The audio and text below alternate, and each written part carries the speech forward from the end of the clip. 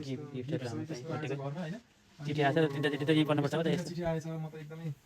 एकदमै भन्दा पनि यो कल्पना बाहिरको कुरा भयो है अनि चिठी अब यो जनता जान्न चाहन्छन् अब के छ चिठीमा है मैले पढेर मेमोरीको लागि अब यो पनि सुरक्षितै हुन्छ हुन त त्यही पनि अहिले सोशल मिडियाको जमानामा खै चिठीवाला भित्र छिर्नु भयो क्या यहाँ आउनु पर्यो उपस्थित हुनु पर्यो पढ्ने बेला यस्तो प्रिय पढ प्यारो गुरु सर्वप्रथम त तिमीलाई जन्मदिनको धेरै धेरै शुभकामना ल साइड सुन यहाँ पछि पत्र लेखेको छु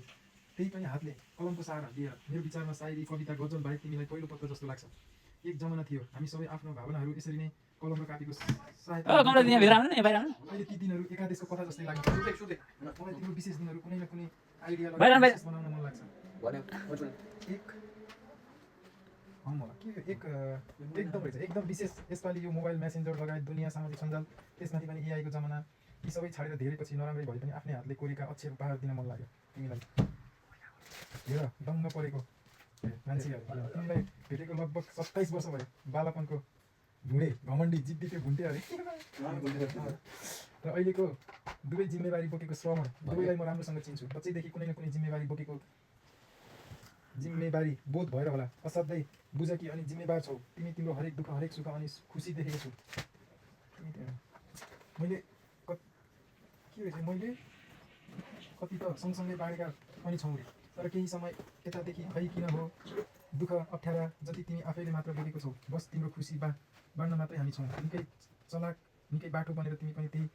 सोध्छौ होला होइन तर तिमी भन्दा बाटी तिम्रो बुढी छ तिमीले नबोलेका तिमीले नखोलेका तिम्रा अदृश्य पीडाहरू मैले बुझेको छु रे तिमीले देखेका सपना तिम्रा इच्छा चाहना त्यो पनि महसुस गरेको छु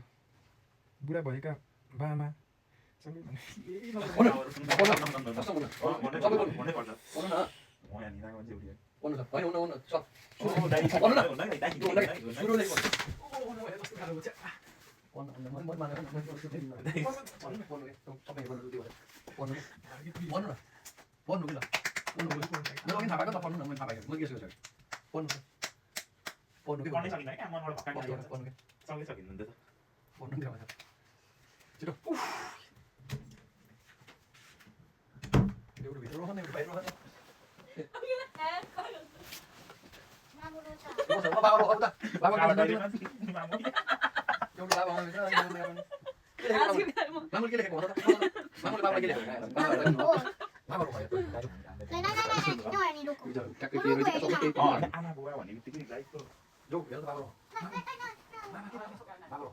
यस्तो छ अब लभ लेटर पढ्दा पढ्दै